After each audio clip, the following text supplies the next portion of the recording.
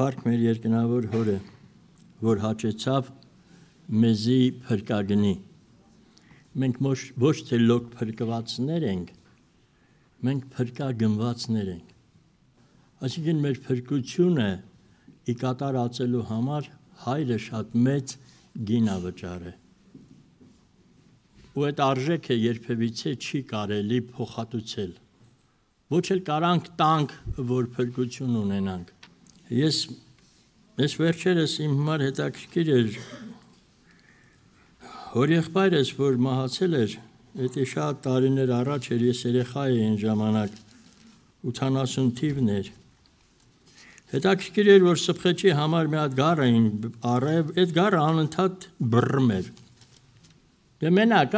ես էլ երեխա եմ, չգիտեմ, այդ գառը խի ահա, անընդհատ հա կերակրի, թեփ տվի, այդ խեղճ գառը խցանվավ, ստիպված մորթին, որ մորթին ես իմ տեղը չէի գտնում, ժամերով լացել եմ, այն գիտակցությունից, որ ես եմ մեղավոր, որ այդ գառանը մորթել եմ, չնայած կարող եմ մի քանի օր հետո էլի մորթեին, բայց որ գիտակցում ես դու ես մեղավոր, դա լրիվ սարսափելի բան է։ Ես ուզում եմ կարդամ Հայտնության 5-րդ գլուխ 3-րդ խոսքից։ Բայց ոչ երկնքի մեջ, ոչ երկրի վրա եւ ոչ էլ երկրի տակ գտնվեցավ մեկը, որ կարող լիներ այն գիրքը բանալ, ոչ էլ անոր նայել։ Ես ալ սաստիկ կուլայի, քանի որ մեկը արժանի չգտնվեցավ այդ գիրքը բանալու, ոչ էլ անոր նայելու։ Ու երեցներից մեկը ըսավ ինձի՝ մի լար, ահա Հուդայի ցեղեն եղող առյուծը, Դավիթի արմատը հաղթեց, եւ որ այն գիրքը պիտի բանա ու անոր 7 կնիքները պիտի քանդե։ Տեսա թե աթոռի ու 4 կենդանիների մեջտեղում եւ երեցների մեջտեղում կանգնած գառնուկ մկար,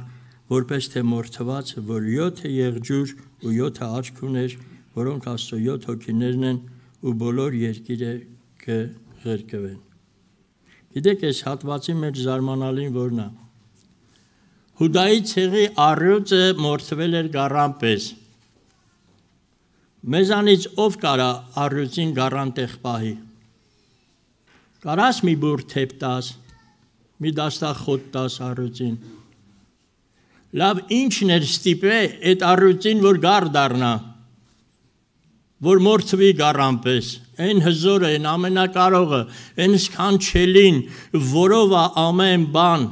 ու ինչ որ կա նրանով եղավ, առանց նրա բան մչեղավ, ինչ որ եղավ։ Եթե մեր մեջ Հիսուս չլինի, մենք այդպես չենք ժպտա, այդպես խաղաղ չենք կարա նստենք,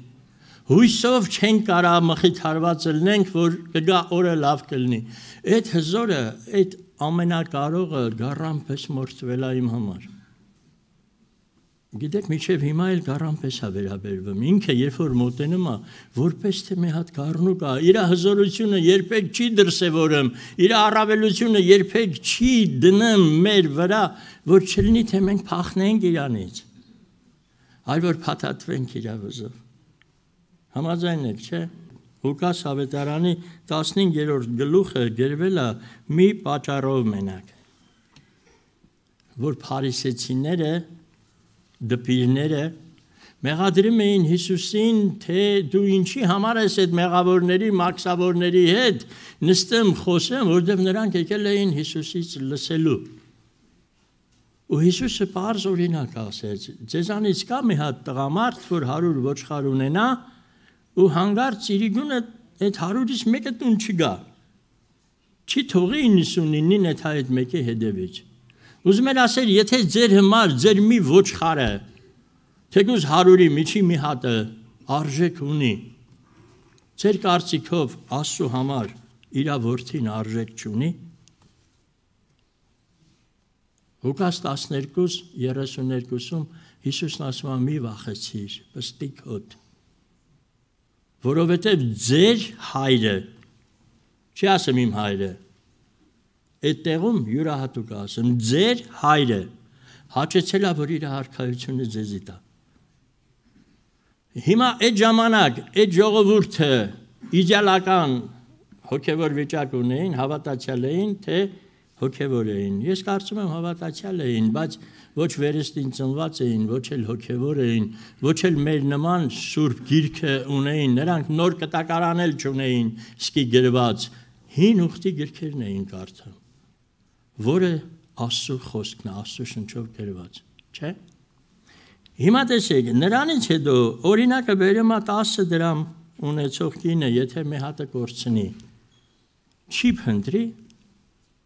Հիսուսի նպատակը որն էր, որ ժողովուրդ հասկացեք, դուք Աստծո որդի եք, Աստված իր արքայությունը ձեզ ա տվել, ու չի ուզում որևէ մեկիդ կորցնի, դուք իր համար շատ արժեքավոր եք, անսահման արժեքավոր եք, ես այդ շատ բառը, որ օգտագործում եմ, վատ եմ զգում։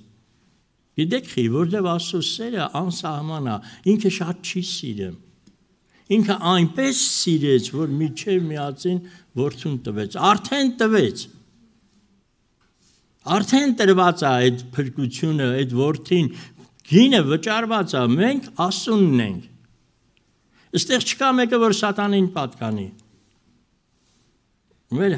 հայերեն բառերը շատ յուրահատուկ են, Աստված, ինչ է մեզի հուշում, ինչ որ կա ինքն է տվել, չէ, Սատանա, այդ ինչ է հուշում մեզի, որ իբր թե պետք է նոր տա, Հիմա երբ որ սատանան մոտենում է ինձ, մի բան արա, որ Աստված քեզի սիրի, ոնց իմ հերն է, ինձ չի սիրում, նոր պետք է սիրի, հա, դուք ձեր երեխեքին ինչի մարեք սիրում, քույրեր եղբայրներ, որ իրանք լավն են, փող են բերում դրա համար, լույսի մեջ, լույսը պետք չի, քույրեր եղբայրներ, չէ, լույսը խավարի մեջ է պետք, եղել է, որ ասենք կայծակը խփի, հետո ձենը լսեք ամրոպի, լույսը ձայնի կարիք չունի, երբ որ մենք լույս ենք, այդ լույսը հեռվից երևում է, պետք չի դու իրան բացատրես, հիմա ասածս ինչ է, այն լույսը, որ եկել է մեր մեջ, այն Քրիստոս, որ մեր մեջ է, քույրեր եղբայրներ ջան, ինքը պետք է երևնա մեր կյանքում, ու հեռվից էլ ինքը երևում է, չէ, Երկերկոցի 2:4 գիտեք ինչ է գրած, անոր դրոշը իմ վրա սեր է, երբ որ մեր ներսում սերը կա, Հիսուսի դրոշը, օրինակ զորքերը ինչից են իմանում, որ էսի որ երկրի զորքն է, դրոշակից չէ, դրոշակակիր, ասենք գունդ կա, հիմի դրոշըդ ինչ է, սեր է, թե ճիշտ է, ես ճիշտ եմ, իմ հասկացողությունը ճիշտ է, մեր հավատքը ճիշտ է, եթե չգաք ջրվեժի պաշտամունքին, ուրեմն կկորեք հավիտյան, հա, այդտենց է, որ այդանք երկինք ընդ կտենանք ամեն ազգից, ամեն ցեղից, չէ, ամեն լեզվից, ու իրանց հետ պետք է ասում փառաբանենք, հիմա ինչ եմ ուզում ասեմ, երբ որ ներսդ Քրիստոս կա, կյանք կա, դուր, բաժանի, լույսը չի կարա թաքնվի, ոչ էլ աղը, եթե քցես ինչի վրա ուզում ես աղը քիչ, անպայման իրա ներգործությունն անում է, ում հետ շփվես, աղը իրա գործն անում է, Տերը օրհնի մեզի, կարելի է շատ խոսալ, բայց եկեք աղոթք անենք, Աստծո շնորհքը մեր վրա կա, անկախ մեզնից այդ խոսքը կա, դու ոչ վախեցի, ոչ էլ թուլացի, մի բան էլ ասեմ, ձեզանից ով է իր հիվանդ երեխուն տնից վռնդե, ասեմ իջև չլավանաս, տուն չգաս։ Հիսուս պարզ է, չէ ասեմ, որ իրան մեղադրում էին, ես եկել եմ գորածներին, մեղավորներին փրկեմ։ Ու ոնց որ արդարը իմ կարիքը չունի, ոնց որ առողջը բժշկի կարիք չունի, հենց էլ ես եկել եմ այդ մեղավորների համար։ Մի նայի որ մեղավոր ես, հիվանդացել ես, ոչինչ, կլավանաս։ Մի նայի որ դրսինը մեղավոր է, նրա համար էլ է Աստված իր միածին որդուն տվել։